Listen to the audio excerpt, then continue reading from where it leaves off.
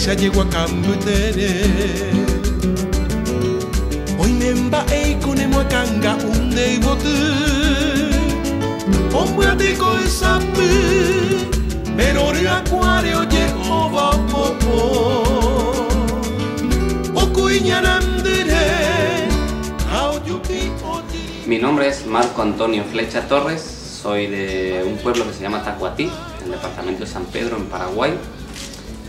Soy narrador oral, teatrero, comunicador, un poco de animador sociocultural también, gestor cultural, pero básicamente me estoy dedicando a esto de la narración oral, a contar cuentos, animación a la lectura, tradición oral.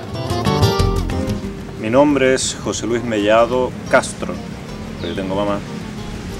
Vengo de Chile, o soy chileno, y me dedico en un porcentaje mayoritario de mis actividades artísticas a la narración oral. También al cine, el guión, los dibujos animados, principalmente el teatro y eso.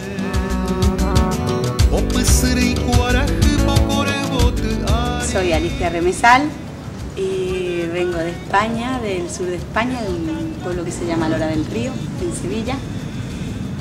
Y me dedico a contar cuentos desde hace ya 6 años.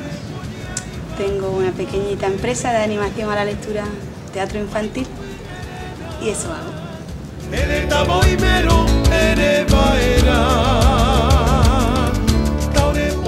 Soy Mayerly Beltrán, de Barranquilla, Colombia, narradora oral y actriz.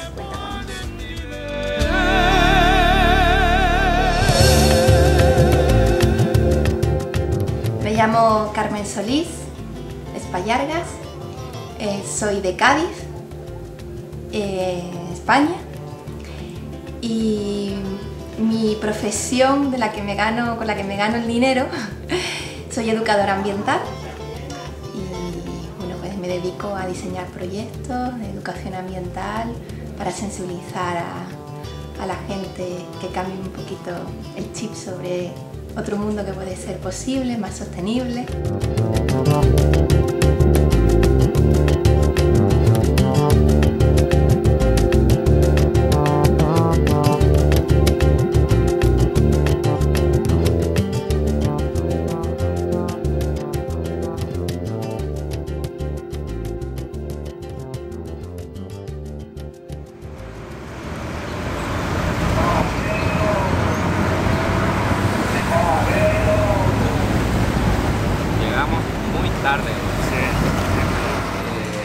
Bueno, esta propuesta surgió hace tiempo que yo quería trabajar con algunos compañeros del grupo, queríamos trabajar en Tacuatí, ¿verdad? Y bueno, la dificultad era que yo estaba viviendo en Sevilla, entonces la idea era un poco gestionar las mejores condiciones para hablar con los compañeros narradores. Y entonces empecé a hablar con Fernando y Mayerly, que son dos colombianos costeños, que vivían en Buenos Aires. El año pasado estuvimos comentando como Fernando es cineasta y para ayudarnos en el tema de la documentación estuvimos conversando, entonces también nos caímos bien y sobre todo el trabajo pintaba bien, era el compromiso, el tema de contar, documentar la realidad de esa zona. Mi nombre es Fernando Cárdenas, soy actor y narrador. Soy licenciado en arte dramático, egresé de la Universidad del Atlántico en Barranquilla, Colombia, y cuento cuentos. Bueno, me llamo Martín Céspedes Vargas, vengo de La Paz, Bolivia, y bueno, soy narrador oral de historias. Académicamente soy comunicador social, ¿no? Y así se fueron dando las cosas, presentamos el proyecto al Centro Cultural de España, que nos apoyó una parte del evento. ¿No activo vegetariana? No, no como carne. No como carne para ti.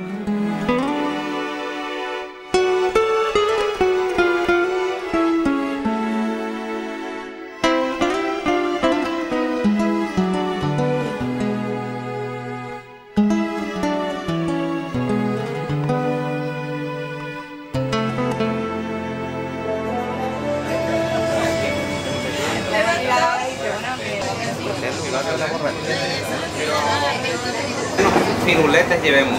pañoleta, gorro, gafas de colores, me pidió, cámara. entonces yo le dije, necesitamos meter una cámara y qué sé yo, me dice, en lo posible no quiere que llevemos cada uno cámara, ni celulares, ni nada, evitemos todo ese tipo de cosas.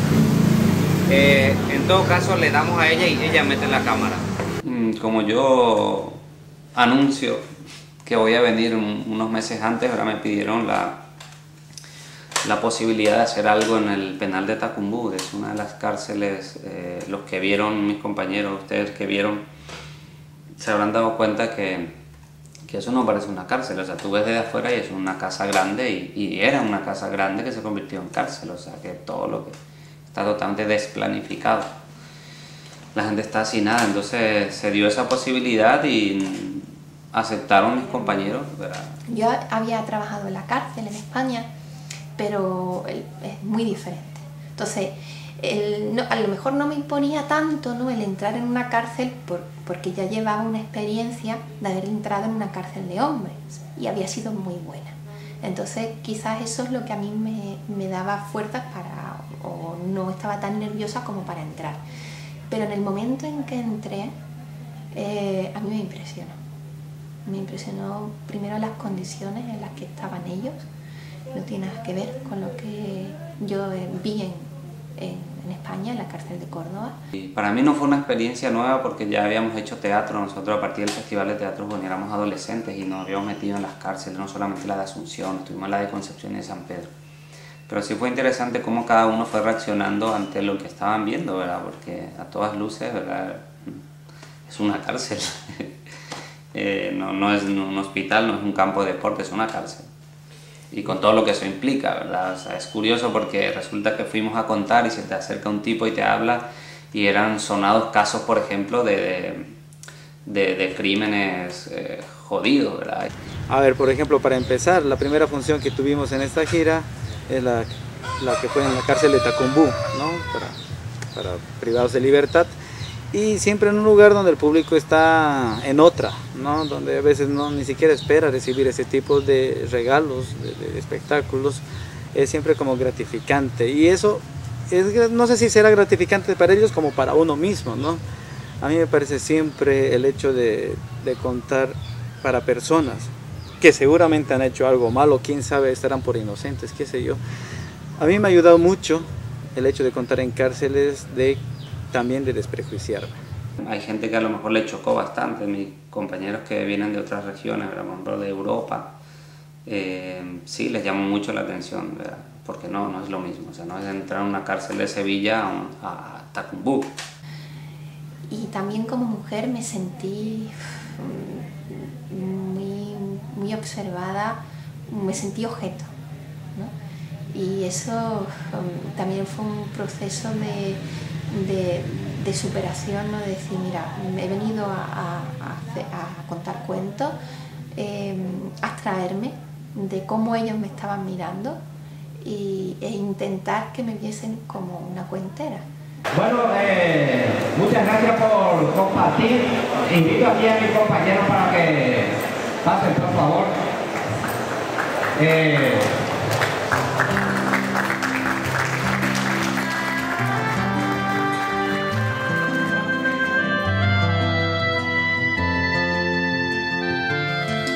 Cuando uno viaja por ahí, ¿verdad?, y empieza a ver festivales, empieza a ver narradores, se da cuenta de que el mundo es más ancha que las caderas de uno, como diría Sabina.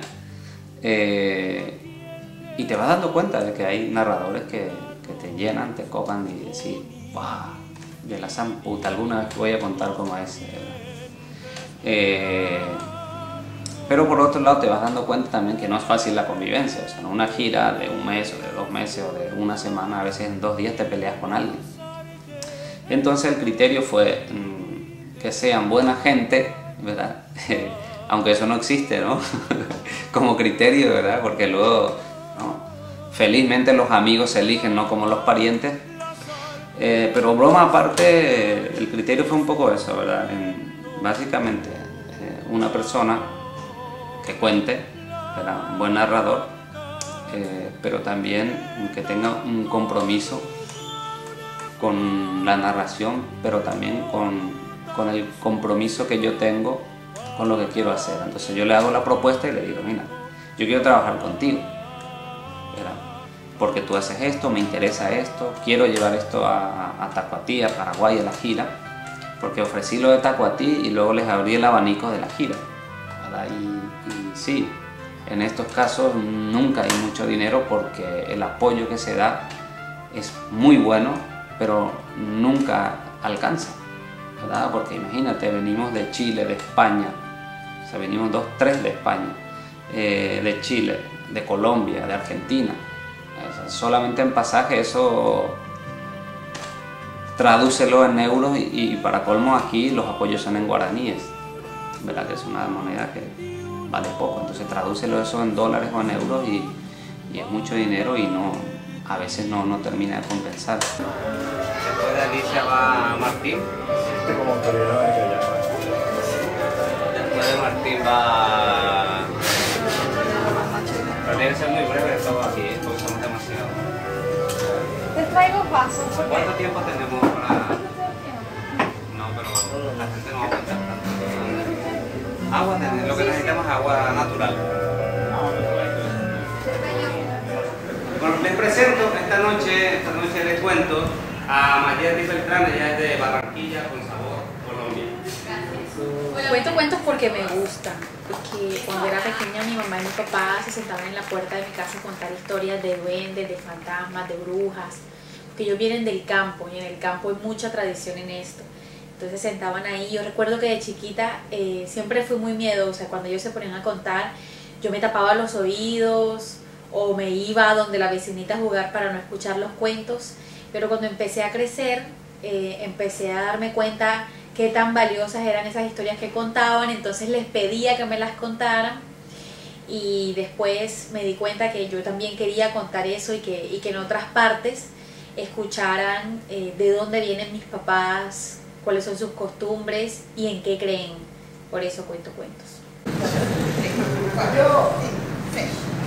¿Quién tiene ganas de escuchar la historia del hombre de la bolsa? Yo estoy como en un proceso de metamorfosis. Empecé con la literatura contemporánea infantil, trabajaba mucho con álbum ilustrado. Y desde el año pasado me enganché con la tradición oral española y empecé a investigar y bueno, mi camino va por ahí. Pero todavía hay que rodar y darle formato porque son cuentos muy largos normalmente. Aún así, toda gordita, la mujer de la China iba corriendo hacia la playa, se trepaba el gran peñón, veía las olas rompiéndose sobre el acantilado y mandar ese vapor a manera de ofrenda. Yo vengo de una corriente teatral. Yo hacía teatro. Hago teatro todavía algo, ¿no? Y apareció de pronto un taller de narración oral. Para variar fue un colombiano, ¿no? Humberto Casablanco, que vino y apareció con ese del taller hace unos 10, 11 años ya. Y fue como descubrir un mundo nuevo, independiente, un mundo diferente, especialmente cuando uno viene de una etapa teatral donde trabaja en grupo, en colectivo, y ustedes saben que es muy difícil trabajar en colectivo con mucha gente, moverse, viajar, trabajar así, en esa forma económicamente incluso poco rentable.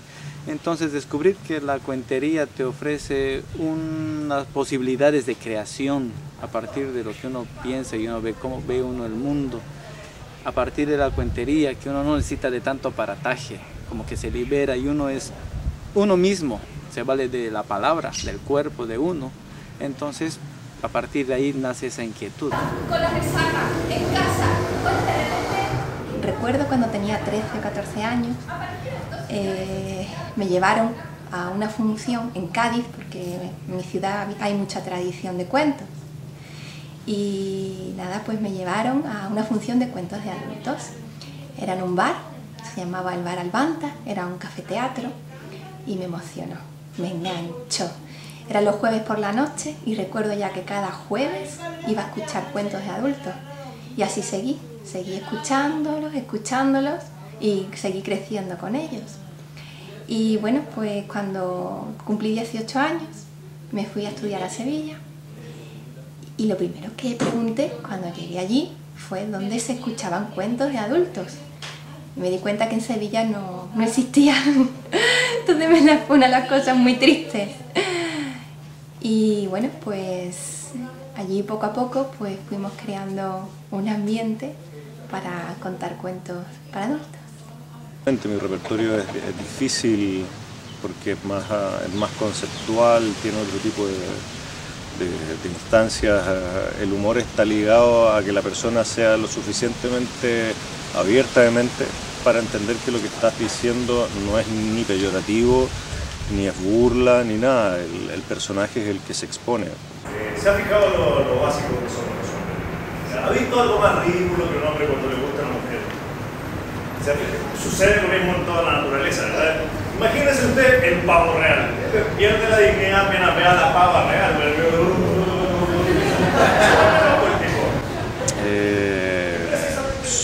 En su mayoría son cuentos de lo que pasa en la ciudad, con los personajes que son más sórdidos, pero que a la vez tienen su ternura y que las personas suelen pasar por alto porque creen que un personaje de bar no tiene el mismo corazón que una persona que puede andar en una iglesia, por ejemplo. Entonces son cuentos que pasan por muchos estadios emocionales y terminan por lo general siempre llevándote a una reflexión profunda, por lo menos lo que yo he testeado, que ríen mucho y algunos ahí se les escapa la lágrima. Contra otras ganas de ir al río era la maldita, y es una herencia española y andaluza, era la maldita siesta. A la narración oral, al tema de contar una historia, lo que se conoce como narración oral, llevo como cerca de 5 años, ¿verdad? A partir de un evento en Uruguay, en un encuentro de cuentería popular de Uruguay, en el que participé. Y bueno, participé de cara dura y me hice cuentero al mismo tiempo, pero venía del teatro popular, del teatro comunitario, del teatro de base, de trabajar la metodología de la creación colectiva en comunidades rurales y con jóvenes, ¿verdad? A mí me gusta y a la vez me interesa mucho la tradición oral, me interesa mucho, me gusta mucho porque ahí está la base y el sustento. Por ejemplo, aquí en Paraguay, mi pueblo, por ejemplo en Tacuatí, está el sustento de lo que yo soy y de lo que somos como comunidad allí, ¿verdad? Todavía circulan esas historias. ¿Cuántos años tenés? 14 años, bueno. Bien.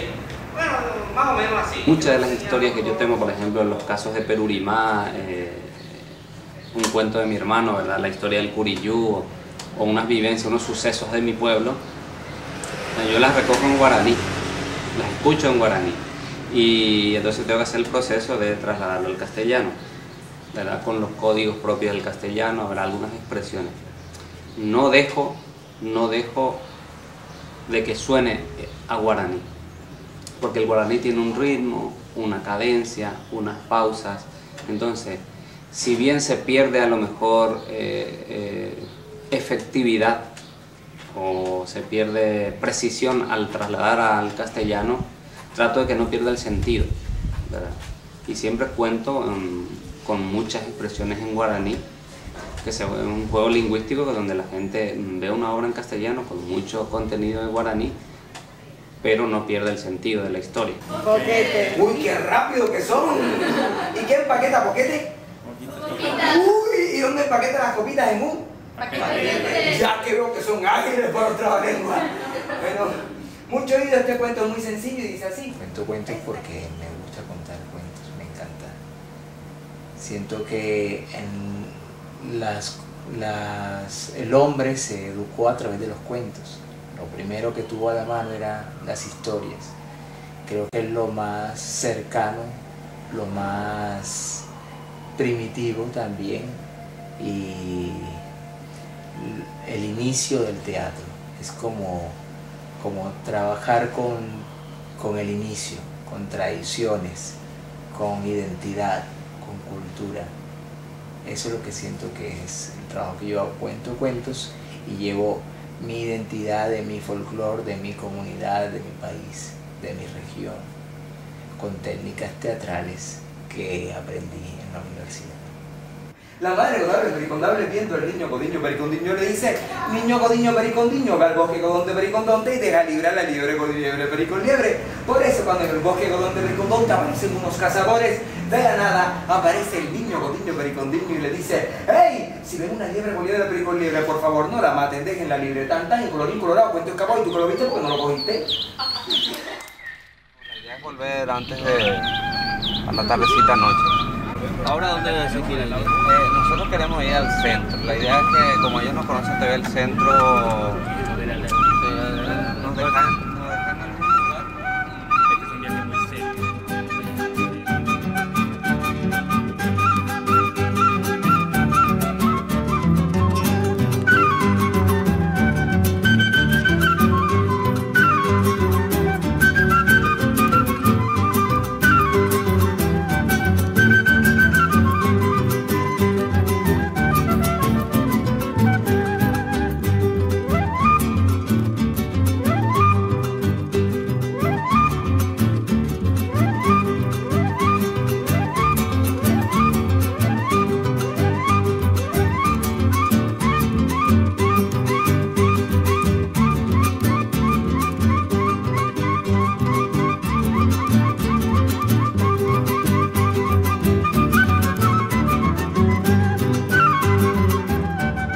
Paraguay me movió muchas cosas. Es un país de gente muy linda, de gente honesta, de gente trabajadora, con muchas carencias a nivel económico.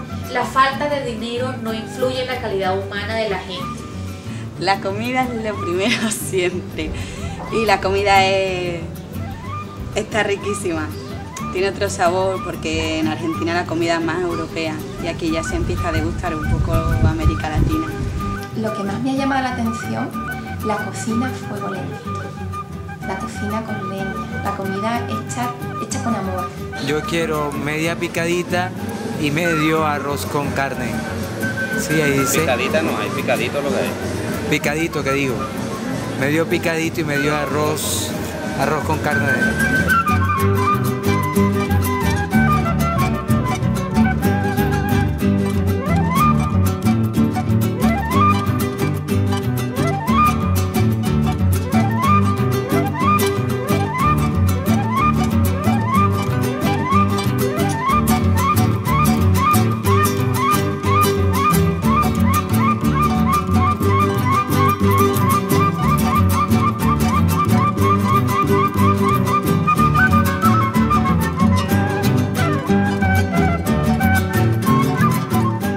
Paisajes, que se puede decir, paradisíacos, muy lindos.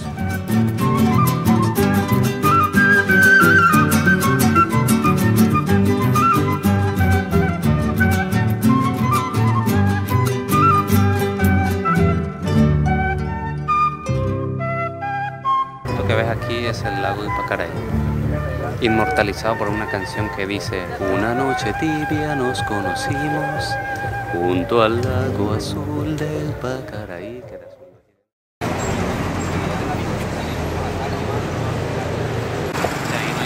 Llegando a la casa, nos citamos y nos encontramos en Buenos Aires, que es como un punto medio, ¿no? ¿Verdad? Y además hay algunos narradores que estaban en Buenos Aires, y como tenemos que volver a Buenos Aires, nos concentramos allí, menos Martín, que vino de Bolivia por su cuenta, 2 días de viaje desde La Paz hasta Asunción.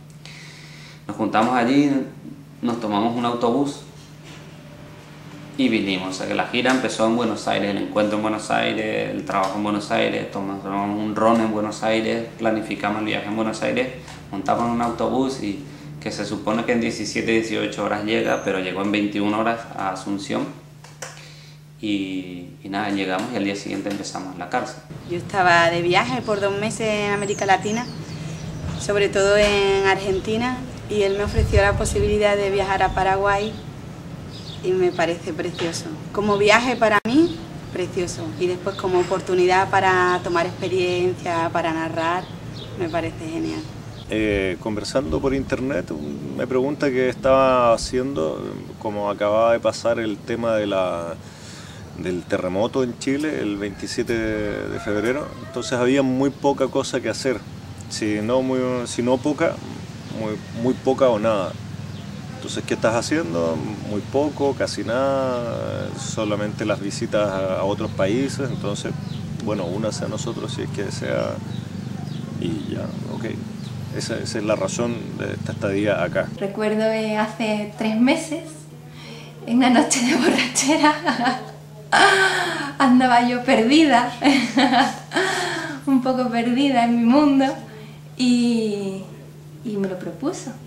Me propuso que cuál iba a ser mi plan este verano. Yo le comenté que quería hacer algo distinto, que quería ir a Sudamérica, que es la primera vez que vengo, que quería venir a Sudamérica haciendo algo, ¿no? Porque a mí me gusta conocer los países desde dentro, con la gente, entrando en las casas de la gente, comiendo lo que comen. No me gusta ir de turista, ¿no? Me gusta integrarme.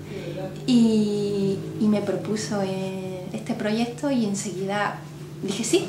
Hace un año Marcos estuvo acá en Buenos Aires de visita y tuvimos la oportunidad de vernos y él nos vio actuando. Le gustó mucho el trabajo que hacíamos y entonces en ese momento se le ocurrió que él tenía un proyecto de llevar a Paraguay, de llevar a Tacuatí los cuentos. Porque él vive en España y cada tanto vuelve a Paraguay de visita. Y en una de estas visitas tenía ganas de llevar los cuentos a Paraguay, entonces nos comentó más o menos el proyecto. Quería llevar varios narradores, hacer una gira por varias ciudades o provincias o pueblitos de Paraguay. Estamos entrando a Sapucaí, un destino histórico, donde está el único museo activo del ferrocarril del mundo, de principios del siglo XX. Ojo.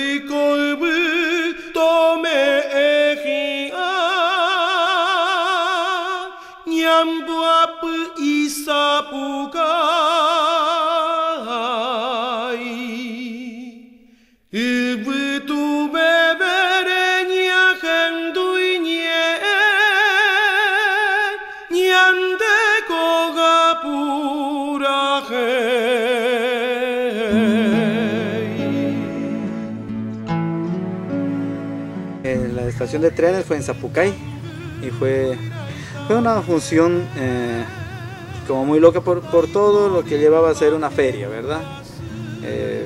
Con mucha gente trajinando, con una presencia además de la energía de un espacio como mágico, ¿no? Las estaciones de trenes te llevan sin duda a la nostalgia, ¿no? Están conectadas con ese mundo del pasado, con ese mundo de la nostalgia, de lo que pudo ser y ya no es, de lo que fue y desapareció, ¿no? Llegamos a un lugar que se llama Sapucaí y contamos en una antigua fábrica de trenes y hicieron funcionar la fábrica, fue algo que me sorprendió.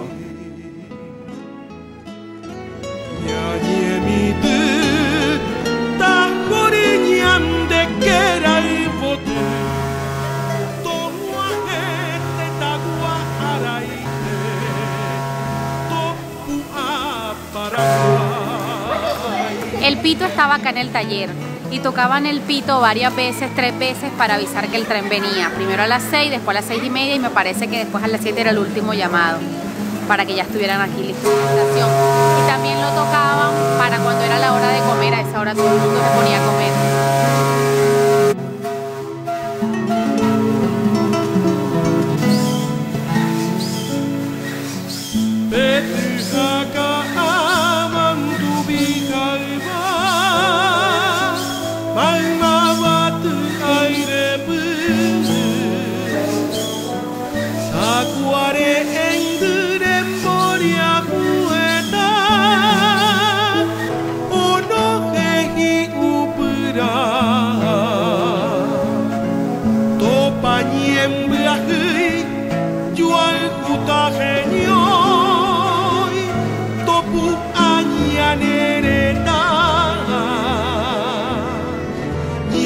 en Beatipa, allá Zapucay, fui a Pecheretalua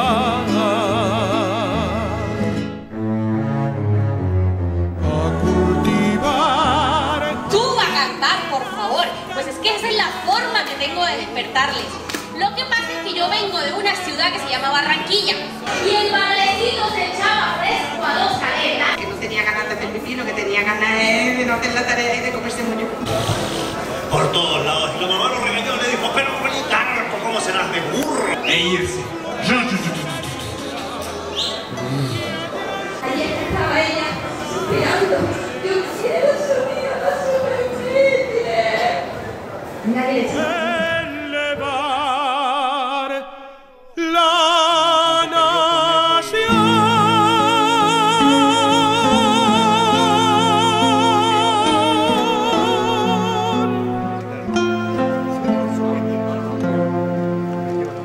Lo más difícil es encontrar gente que pueda congeniar, que pueda convivir durante 2-3 semanas. No es un festival convencional, de hecho no es un festival, es un encuentro, me parece a mí. Mira, tiene una arista que marca la diferencia y es que por lo general habíamos estado en lugares que eran más citadinos, ahora ya es la ruralidad. Entonces contemplar ese mundo tiene una ventaja cuantitativa y cualitativa también. Cuantitativa digo porque y cualitativa porque vas sumándole no solo tu experiencia, vas también recabando de dónde viene el oficio y cómo es la persona originalmente. Si hay algo que yo todavía me asombro es cómo la gente se permite recibirte sin conocerte. Tuvimos la oportunidad de hospedarnos en casa de amigos, de parientes de Marco, de comer lo que ellos comen, de llevar el día como lo llevan ellos. No, yo tengo para hacer sopa, lo tengo preparado. Y acá en mi cocina, es nomás agua fría y eso, Marco. Vengo de... Acá el agua se toma de la canilla, ¿o no? Pero sea muy guapo a veces porque viene un poco... ¿Con agua? ¿Con agua? Sí. Y tengo agua fría. A mí no me preocupa, nada más. Ahí tengo hasta yuja a preparar porque tenían eso. Oye. No te preocupes. Nosotros no vamos a estar. Y si se quieren bañar, como no tenemos más. Víctor, muchas gracias. Mucha suerte. Que la fuerza te acompañe, Víctor.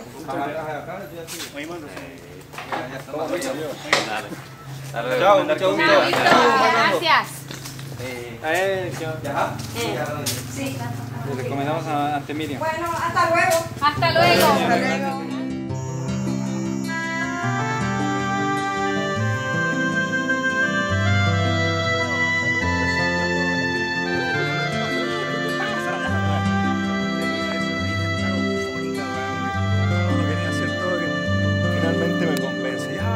Partimos a España, ¿A quién le sonríe el arroz con infinitos dientes blancos?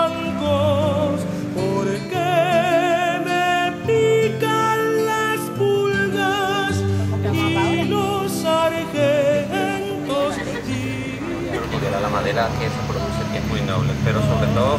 Pero es curioso porque se fabrican más guitarras que arpas aquí y hay más guitarristas que arpistas. Lo que pasa es que un buen conjunto paraguayo de música que se precie no puede estar sin el arpa. Una torre blanca, ¿por qué tanto lujo a una flor y un oro tan sucio para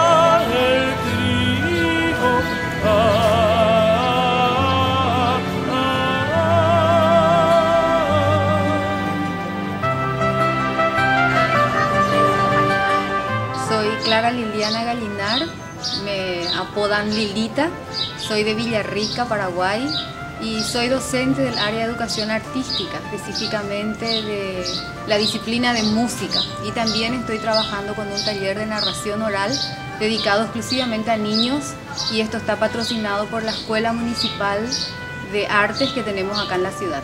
Hemos hecho este año el primer Festival Intercultural de la Palabra y la Escena, que consistía en combinar el trabajo de los cuenteros internacionales que llegábamos con el trabajo escénico que tienen grupos de teatro infantiles. Este evento es un proyecto que hace meses lo teníamos planeado, y la intención fundamental era la de hacer llegar a las personas de la ciudad, específicamente a los niños y a los jóvenes, la diversidad cultural que existe. Hermano, ¿no saben lo que es el miedo?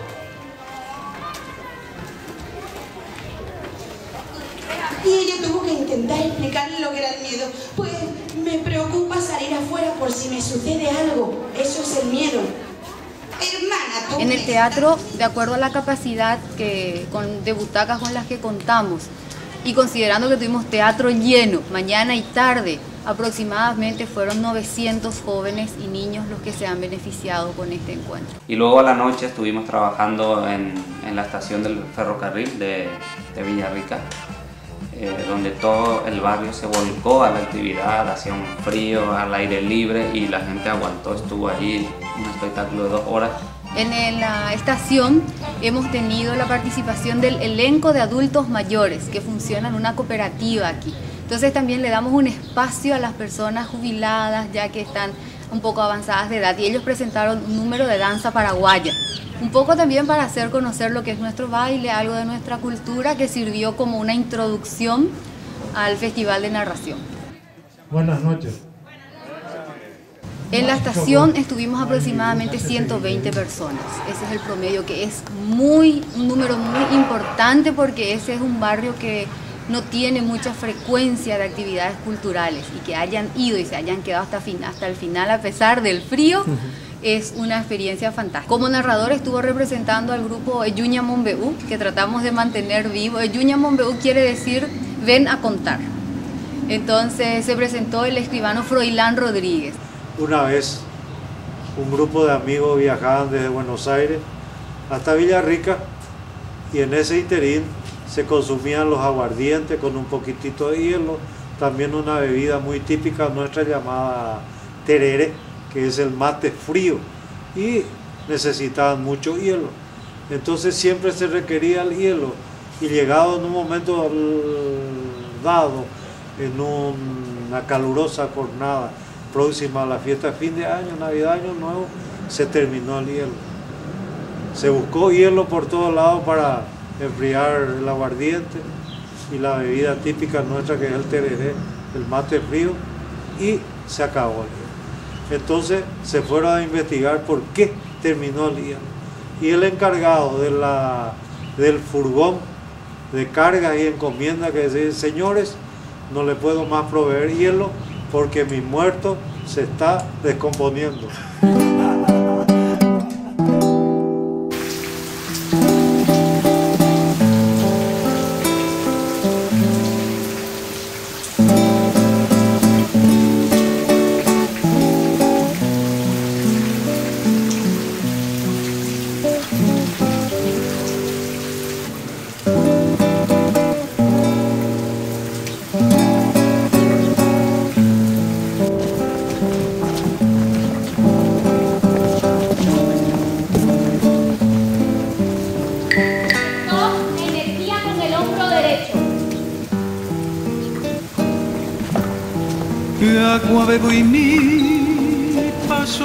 En Villarrica también habíamos tenido la oportunidad de trabajar con los elencos teatrales de la ciudad.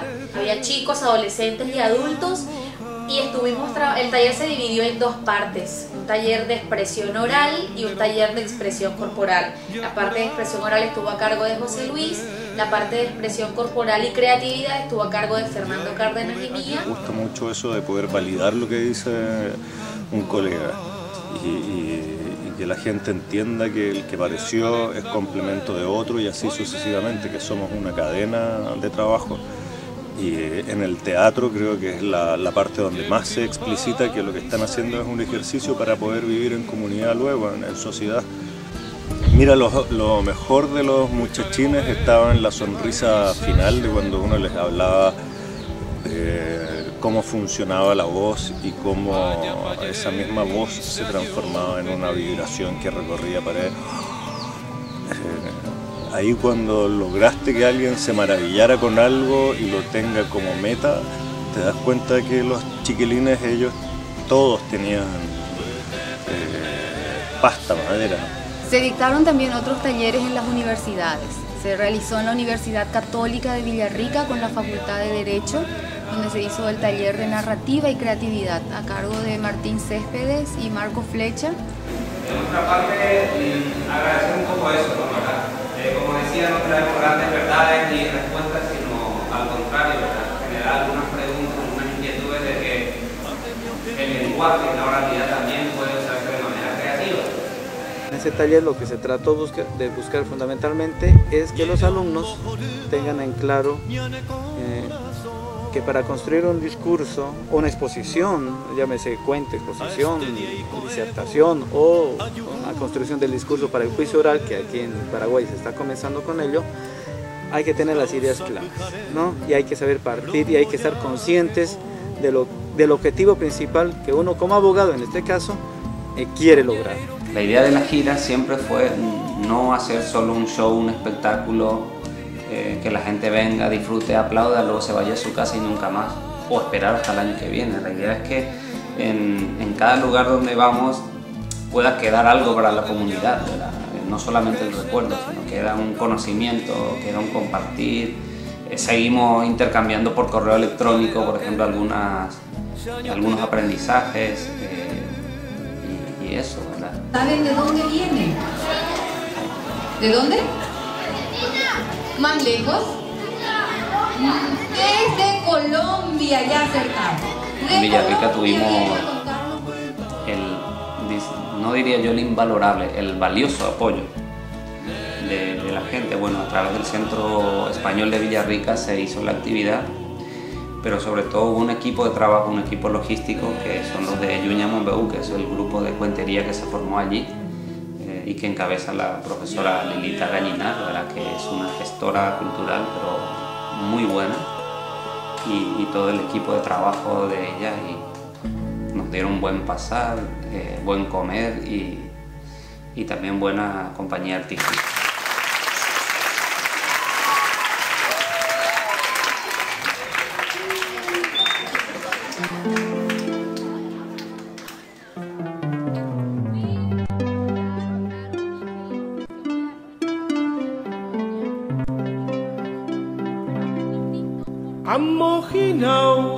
Le había invitado, entonces cuando nos encontramos en Buenos Aires, ella me comentó que solamente iba a poder estar hasta Villarrica. Yo le dije que igual, que nos interesaba porque me gusta el trabajo con niños que hace, ¿verdad? Ella habitualmente no cuenta para adultos. Alicia tiene un espíritu muy lindo, es en la vida cotidiana lo mismo, repito, ¿no? En lo que es en la vida cotidiana lo lleva al escenario. Y me sorprendió muy gratamente, nos sorprendió a todos, porque el trabajo que hizo no solo en Villarrica, sino en Areguá y todo eso, a mí personalmente me gustó mucho y se animó a contar para adultos.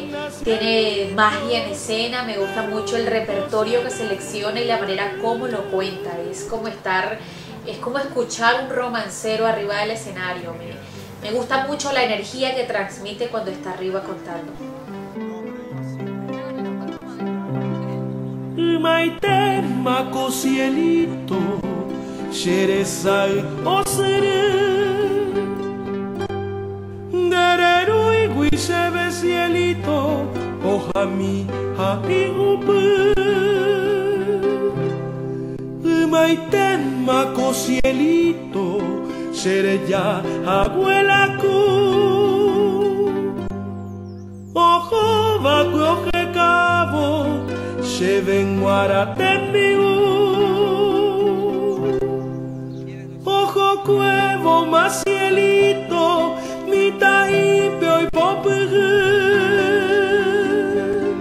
Aje y superaito, tocuera que grandece.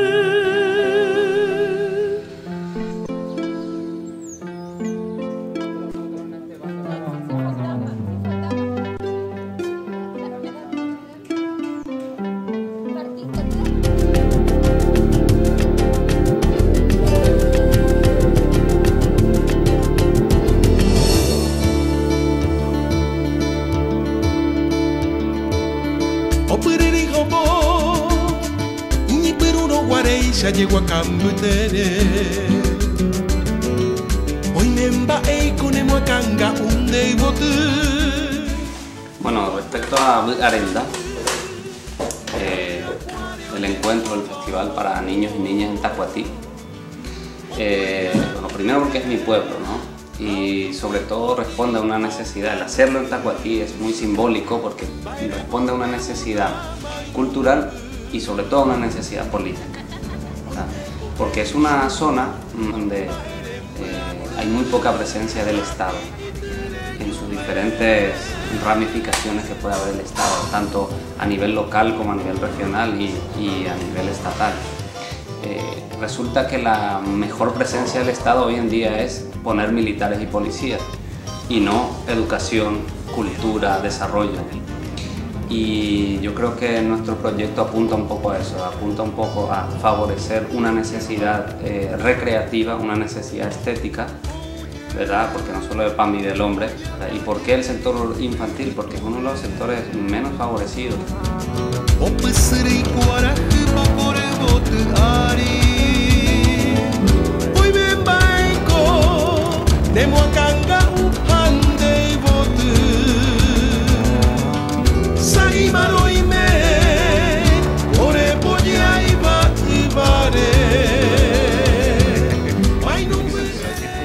Me llamo Giancarlo Nava, soy de origen italiana, soy sacerdote católico, misionero. Me encuentro en Paraguay hace 11 años y acá en la ciudad de Tacuatí, distrito de Tacuatí, hace 3 años. Estoy como sacerdote, como párroco acá en la parroquia Virgen de las Mercedes. Y nos encontramos en la fiesta patronal, donde la costumbre es festejar, donde la fiesta exterior es la que domina. Nosotros hemos dicho hay que interiorizar la parte espiritual, pero no somos ángeles solamente, somos personas. En este sentido hay necesidad también de festejar. Y el festejo no es solamente emborracharse con un poco de cerveza, el festejo es ser felices de compartir un ideal común para el bien de todos. En esta perspectiva que estamos trabajando, hablar de una búsqueda del bien común significa enseñar a hablar, enseñar a escribir, enseñar a escuchar. Se habla guaraní, hay toda una cultura guaraní, pero al final están oprimidos por todos los medios de comunicación, con toda la cultura o basura de cultura que llegan por medio de la televisión, de otros medios, y hay que dar cultura. 4 animales, que eran quienes: la gallina picoreta, el gallito canta claro, el patito clopinante y el pavito glu glu glu, que fueron felices por el regalito que habían recibido. Y colorín colorado, cuento acabado. Gracias.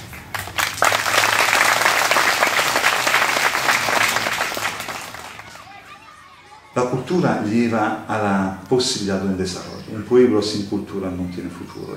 Y pensando a la preparación con los miembros de nuestra comunidad católica acá de Tacuatí, hemos reflexionado mucho, sacando lo inútil, sacando esta fiesta que es la fiesta de todos y es de nada, nuestra manera anónima de pensar, y hemos finalizado unos elementos que puedan ser de ayuda a la persona para crecer y a la comunidad para crecer. En este sentido hemos elegido unos elementos, tenemos tantos problemas, y entre los tantos hemos elegido el hecho del medio ambiente. Acá estamos en un lugar, como ustedes han visto, donde se está cortando todavía el resto, lo que resta de la gran foresta amazónica. Acá era un poco la cola, y no se respeta el medio ambiente. No se respeta el medio ambiente no solamente a este nivel de cortar siempre más el monte, la foresta, sino no se respeta en su esencialidad, se ensucia y se utiliza la tierra pero de una forma errónea, una forma que no sirve a nadie, al contrario la destruye. Educar a esto era uno de los principios o de elementos que hemos elegido durante esta fiesta patronal, junto con un tema que gracias al año pasado de una gran venta del sésamo, de producción y venta del sésamo, la mayoría de los campesinos compraron la moto. Nadie sabe manejar con respeto y según las normas que sirven para evitar cualquier accidente. Y hemos elegido el tema del tránsito. Pero todos los elementos formativos, que sea una educación al medio ambiente, que sea una educación al tránsito, necesita siempre de esta cultura. Efectivamente, se habla de educación, se habla de cultura. Sin esto no hay futuro. Y pensamos, como todos, yo pensaba con los demás, que los elementos de vida morales y profundos que yo he recibido de mi mamá y de mi abuela, que te expresaba esta cultura profunda, humanamente profunda, tras los cuentos. Y conociendo un hijo, decimos, amado de este pueblo, que es Marco Frechas, y estando acá unos días de él, tuvimos esta idea de llamarlo y nos propuso la presencia suya con unos amigos artistas de España, de Bolivia, de Colombia, de Chile, y para nosotros fue algo de impresionante y como respuesta fuimos contentos de invitarlos.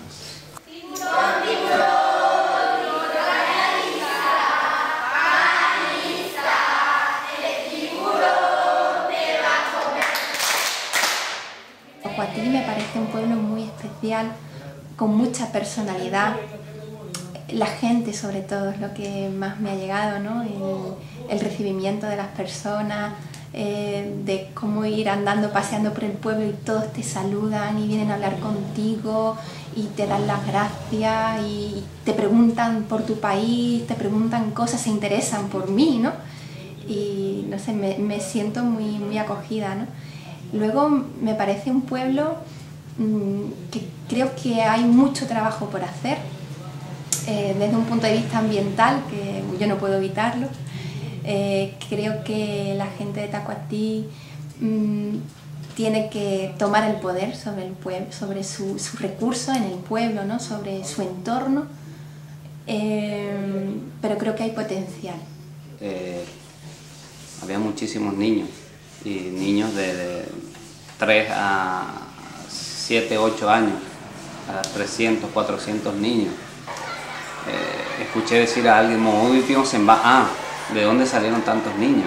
Como observador del taller que ustedes hicieron, en otros países que se supone que los niños tienen muchos estímulos, que tienen muchas cosas para aprender, se te suben encima, saltan, te faltan el respeto en ocasiones, mayor o menormente, pero lo hacen, ¿verdad?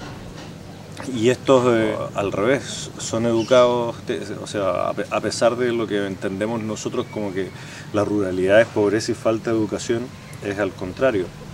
La educación tiene que ver con otro sistema de valores. Entonces, evidentemente, está el tema de escuchar, de que porque eres adulto ya recorriste también un camino y algo más sabes que ellos, y están dispuestos a escucharlo y trabajan cuando tienen que trabajar, o le das el espacio para jugar, lo hacen intensamente y se divierten y saben que las cosas tienen un principio y tienen un fin. Así como el ciclo del día, ellos lo llevan a todas las actividades. Las cosas comienzan así como amanece y terminan así como anochece. Felizmente el equipo de trabajo con el que vinimos es un equipo comprometido, y la gente con la que trabajamos allí, ¿verdad? El equipo logístico del Centro Cultural Parroquial, tenemos una inquietud, o sea, hay muchos niños. Yo me preguntaba a uno de los narradores, yo me pregunto qué va a pasar con todos estos niños, ¿verdad?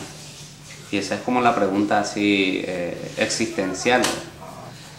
Y yo creo que si nosotros podemos contribuir a que esos niños crezcan con un espíritu crítico, con por lo menos saber dónde están ubicados en el mapa, creo que va a alguna posibilidad en la vida van a tener. Evidentemente eso no basta, con contar cuentos no se cambia el mundo, ¿verdad? Tiene que haber todo un trabajo detrás, un trabajo de desarrollo cultural, de desarrollo educativo y sobre todo económico.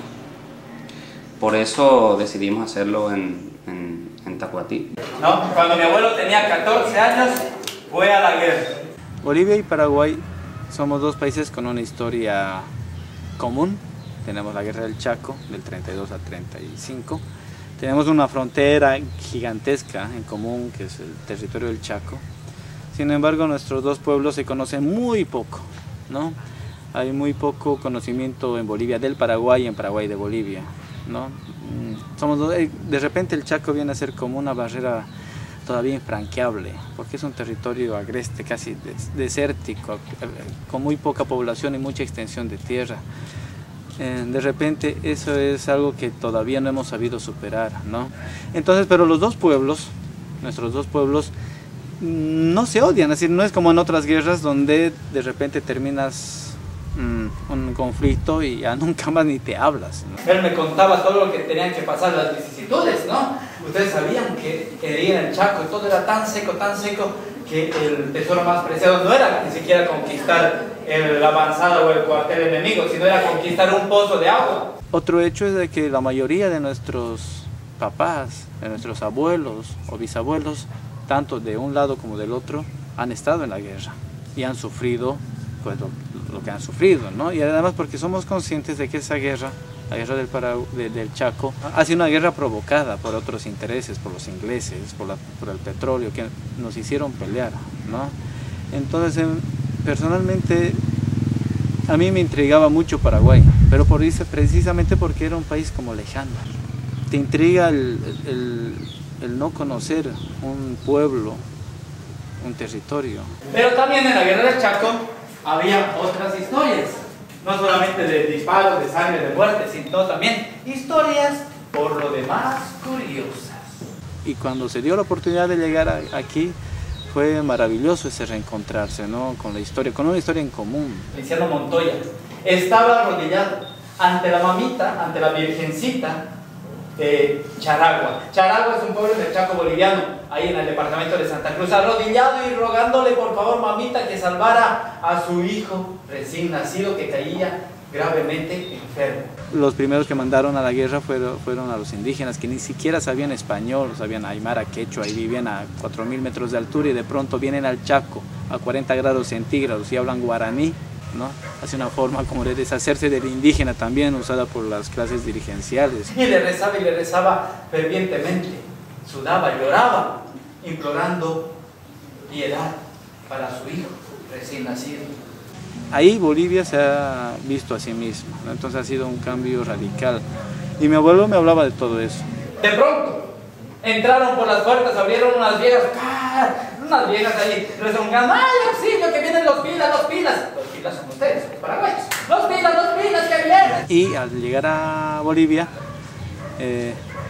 siendo hijo único, él no tenía que haber ido a la guerra porque la ley lo liberaba, ¿no? Los hijos únicos no pueden ir porque dejan solos a la madre, a la familia, entonces ellos están liberados de ir a la guerra, pero él fue, así por la aventura de ir a la guerra y todo eso, ¿no? Y al volver a Bolivia, a La Paz, ya vio las cosas con otros ojos también, ¿no? Y creo que eso sucedió a mucha gente y a las generaciones enteras que estaban ahí, ¿no? Por lo menos 2 generaciones que vivieron de cerca lo de la guerra, y de ahí las transformaciones sociales, económicas y culturales que hubieron en el país, ¿no? Pero se asustó cuando salió Feliciano Montoya hacia la plaza y vio cómo reexplotaba una granada y cómo el humo cubría toda la plaza. El proyecto ha sido desarrollado en 4 días. Hemos privilegiado sin duda a los niños, adolescentes y jóvenes, visitándoles en las diferentes escuelas de Tacuatí y de las colonias o pueblitos cercanos, o más cercanos, porque técnicamente no era posible irnos más allá. Y prácticamente realizamos en escuelas primarias, en colegios. En Tacuatí prácticamente se encontraron todos los niños de las escuelas, les ponemos juntos en una central, en una escuela central, lo del colegio del centro, más en las compañías o pueblitos que se llaman Planta 2, Planta 1 y Sendero del Norte. Sendero del Norte es todavía un asentamiento, se considera asentamiento estos lugares que el Estado ha confiado a personas pobres sin tierras.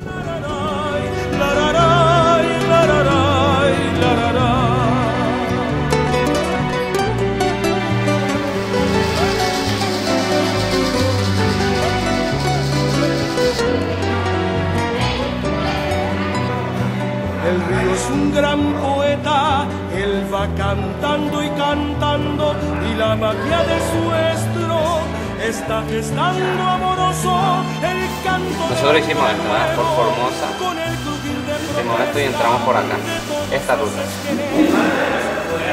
Y para ir a Martín hizo este camino. Pozo Colorado, Filadelfia, Mariscal Estigarribia, y yo creo que de aquí,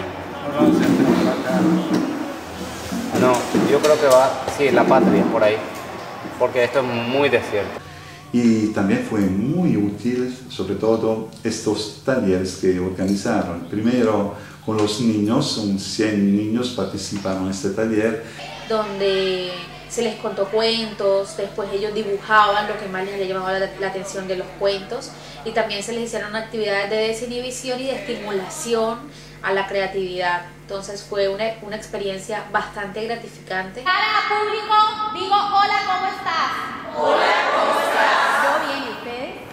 La tarde también estuvo poco, lastimosamente mi donación no participaron todo el tiempo. Este taller para personas más líderes, jóvenes, que se están entrando en el mundo de los adultos, pero son ya que a nivel parroquial intervienen con varias formas de ayudar a la población.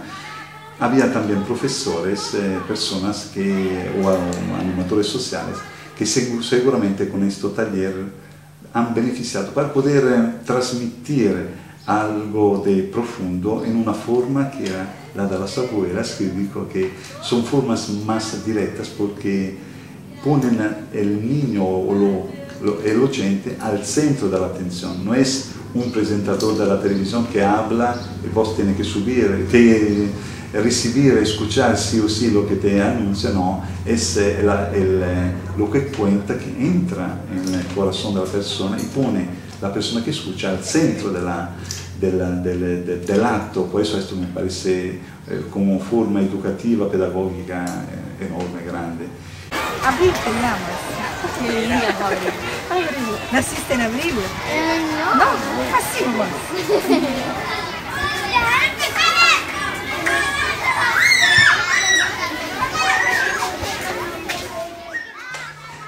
Bueno, Mayerly lo que pasa es que a mí me cuesta mucho separarla de su pareja de hecho y de derecho y artística, ¿verdad?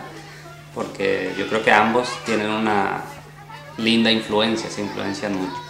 Pero luego cuando ella también tiene su vertiente, Mayerly Beltrán, y sobre todo el trabajo con niños, ¿verdad? Un trabajo muy explosivo, muy visual, muy sonoro. Yo por ustedes, por Fernando y Maye, tengo un aprecio muy grande, les tengo mucho cariño y me gusta mucho cómo trabajan. Además, creo que tengo por lo menos 10 años de diferencia con ustedes y los vi cuando, así como ustedes me vieron con mucho pelo y ya no, los vi cuando eran más niños. Entonces vas viendo el crecimiento y eso te va emocionando también. Me gusta su energía, me gusta mucho cómo ella se lanza, se bota, ¿no?, al escenario. Su trabajo con niños, que me parece muy bueno. Ella tiene 10.000 canciones en la cabeza, 10.000 juegos aquí rondando, y entonces siempre está lista para aprender y agarrar, ¿no? Con los niños fue la ídola, le traían regalos y todo eso. Yo a Fercho lo tengo en un pedestal. Me parece, desde mi punto de vista, uno de los mejores cuenteros que yo he visto en mi vida.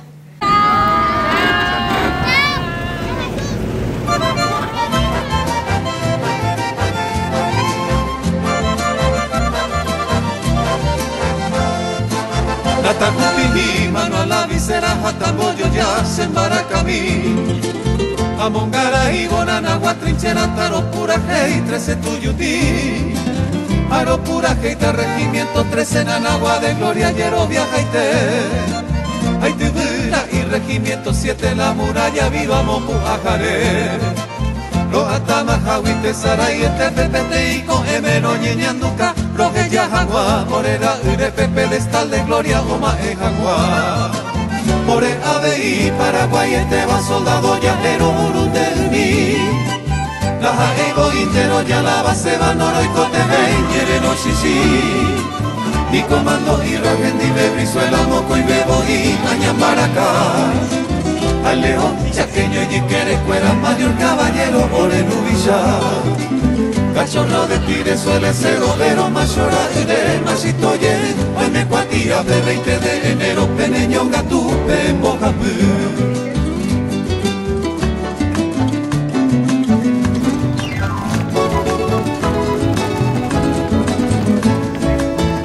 Bebana corena, pena de morena, aroma la reticuacu. Oyupijamba, Umimaru, Ame, Regimiento 13, Oñe, Cuambopu. Modelores, Pope, Tuyuti, Orera, Mita, Iguatana, Pino, Cuete. Huiraja, Huetu, Oñe, Supejeva, Orero, Basado, Hojas, Ayabe. Hoy come Cucu, Armante, Orgesa, Pane, Regimiento 13, Dato y Cuereta, a letra de Martín Moro, lo conocí hace 4 años más o menos en un festival en Uruguay. Desde ese día nos hicimos como muy buenos colegas y amigos y tenemos una experiencia muy interesante sobre la guerra del Chaco que involucró a Paraguay y Bolivia en una guerra. Un día entre cerveza y cerveza, La Paz. Mi abuelo había peleado en esa guerra, su abuelo había peleado, o sea, mi abuelo me contaba que habían cortado cabezas de bolivianos, su abuelo lo mismo, de cabezas de paraguayos, entonces dijimos, bueno, ¿por qué no hacemos un encuentro paraguayo-boliviano desde una perspectiva de paz? A mí me encanta cómo cuenta el Tincho, que es imposible no sentirse conmocionado cuando habla de cómo es la vida original en el altiplano. Martín me gusta mucho porque tiene un respeto profundo hacia sus tradiciones indígenas, su cultura, su tradición oral, y lo respeta y lo comparte. Entonces, por eso me gusta mucho verlo contar, además es muy divertido verlo contar arriba de la escena. Y también tiene cosas muy particulares, ¿verdad? Que igual otros narradores no tienen, ¿verdad? Trabaja también con objetos, trabaja con muñecos, tiene unas historias andinas, unas historias regionales. Al tener esa característica, al ser historias populares, ¿verdad? Independientemente del tema del idioma, llegaron muy bien a la gente.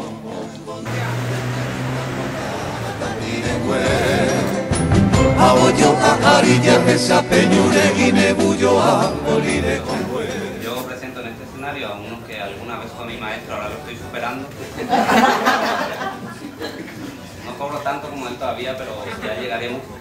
Él se llama José Luis Mellado y entre festival y festival. Bueno, a José Luis lo conocí también en Uruguay en el 2007, ¿verdad? Fue un evento así como fundante donde lo conocí a Martín y justamente fueron las dos personas con las que más congenié, ¿verdad? Con José Luis y con Martín, que luego nos apoyaron a montar el festival y el movimiento de Paraguay y que de alguna manera sigue colaborando todavía con nosotros. Es como escuchar esa música plancha, de verdad. También tiene un carácter integrador, es muy divertido, ¿no? Y es una persona con la que uno quiere estar, ¿no? Quiere tener a su lado, porque además me da seguridad. Cuando él narra, no solamente es el cuento, sino es él conversando. Y él conversa a través de este conocimiento que él tiene. Sus cuentos son urbanos, pero para mí también funciona en el ámbito rural. Están separados y divorciados, anulados. El desafío era eso, de romper ese prejuicio y decir, bueno, algunos me dicen, incluso cuando estuvo en España contando que bueno, lo que él hace es un trabajo de oralidad urbana, muy urbano, que solamente se va a entender en la ciudad y todo eso, ¿verdad? Y teniendo en cuenta que en Paraguay Asunción no es tan urbana, porque Asunción es una ciudad muy curiosa, porque es demasiado urbana para ser una ciudad rural y es muy rural para ser urbana, porque hay elementos rurales dentro de la misma ciudad. Y yo creo que no, porque está demostrado las cosas que hizo, por ejemplo, incluso en Villarrica hizo una cosa conceptual así y estaban ahí tirándose todos los papeles y todas esas historias y estaban encantados con eso.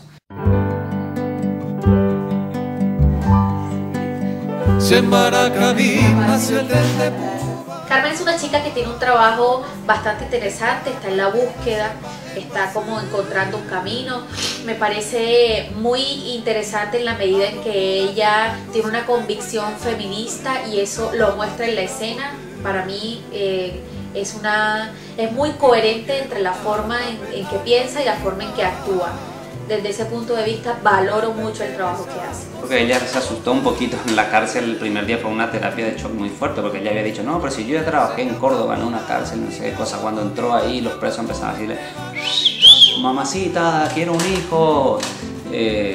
Sí, era no sé si susto es la palabra, pero cuando menos asombro.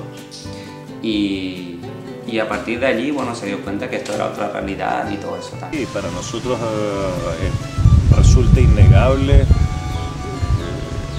que el origen del realismo mágico es toda esta cosa lúdica que tienen los hispanos y sobre todo estas que son de la parte de abajo, ¿verdad? Son más gitanillas.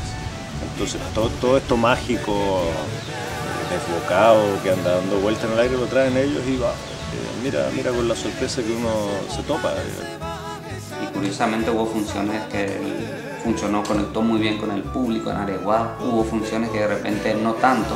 También hay que tener en cuenta el problema del idioma. En los asentamientos, por ejemplo, los niños solamente hablaban guaraní, aunque entendían el castellano, hablaban guaraní, entendían el castellano pero respondían en guaraní. Entonces también todo eso influye, ¿sabes? Como para medir.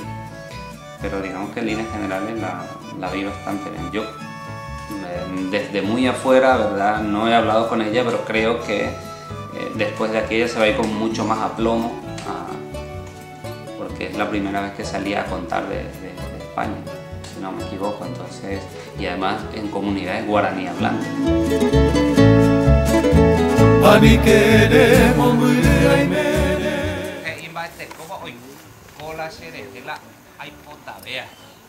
Añe convertir algo. O soñás añe convertir en platillo volador, veo. A ver, otro soñó añe convertir en moto. Que Marco Flecha ha crecido bastante en, si valga la comparación, de lo que yo había visto la última vez que nos encontramos, que creo que fue en el Festival de Santiago, y creció, ¿no? Tuve la oportunidad de escucharlo contar en Yopará, que es la mezcla de castellano con guaraní, y la parte que contaba en guaraní yo no la entendía, pero la disfrutaba viendo la reacción que produce en la gente. Marco es un personaje. Marco, desde que lo conocí, que hace solo un año, estoy muy contenta porque para mí es un ejemplo de cómo la gente evoluciona y se crece con la experiencia. Yo lo he visto mucho contar a lo largo de este año, he visto los esfuerzos que han hecho en Sevilla por mantener la oralidad, que me parece fantástico el trabajo. Y cuando lo vi el otro día contar aquí, aluciné porque me doy cuenta que cuanto más cuenta uno, más grande se hace.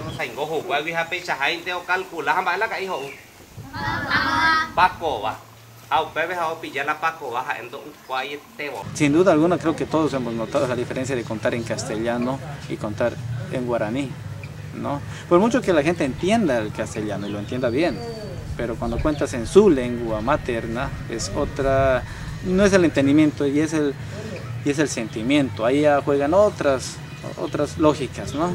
Estás contando en su lógica, además mental, en su lógica de ordenar y de ver el mundo. Marco, a pesar de llevar 2 años trabajando con él, organizando cosas juntos, yo he descubierto muchas cosas de Marcos en este viaje y la verdad es que me ha encantado conocerlo desde su tierra, en su ambiente, contando en guaraní. En alguna oportunidad recibí una invitación para ir a Montevideo, Uruguay, y dentro de los invitados estaba el impresentable Marco, que se suponía que era teatrero en realidad, pero él traía un sucio plan, me imagino, que de aprender el oficio, pero el muchachín, claro, era teatrero, algo conocía, llevaba un par de narraciones de cachique, ¿verdad? Que son más bien narraciones graciosas, y el tipo le fue muy bien. Rápidamente pues o calcula llegó otras cosas hoy, ¿cómo haga tu subir? Voy. Halan voy va olla.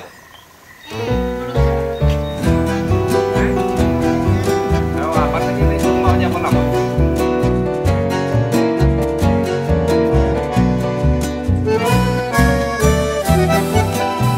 Creo que desde el principio ha habido una complicidad, una integración, ¿no?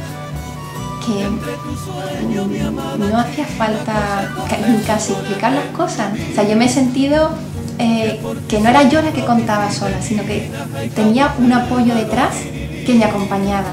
Y eso también me ha ayudado a ir relajándome, al contar cuentos, a estar tranquila, porque estaba en un grupo, no estaba sola, ¿no? Valoro y se justifica el viaje el haber podido conocer Tacuatí, el pueblo imaginario de los Flechas, que ya no es imaginario, encontrarlo en el mapa y conocer la historia, conocer más profundamente la historia del Paraguay. En la medida que después tú regresas con tu maleta a tu país y te empiezan a escuchar qué estuviste haciendo o qué haces por lo general, que esta parte es otro trabajo, evidentemente te da un plus sobre el resto de tus iguales. Fue un trabajo bastante movilizador porque tuvimos la oportunidad de contar para comunidades guaraní parlantes que entienden el castellano pero no lo hablan o lo hablan muy poco. El festival para mí es un intercambio de experiencia. La gente ya, con la gente yo me metería en una burbuja y en un festival ni nada. Cada uno me aporta mucho a nivel profesional y personal ya, ni te cuento. Los mismos maestros nos decían, mira, lo que nosotros pensábamos que era extremadamente difícil, concitar la atención de los niños, contando una historia que sirva como punto de partida, sirve para que los chicos estén concentrados, participen y se les vayan quedando las cosas, se los vayan aprendiendo. Y como primera experiencia, de las muchas que ya habremos hecho individualmente, yo por lo menos en esas comunidades, creo que esta ha tenido su sustancia y su sustento en eso, ¿verdad? Con la posibilidad de apuntalar esto este año y proyectarnos hacia el año que viene, ¿verdad?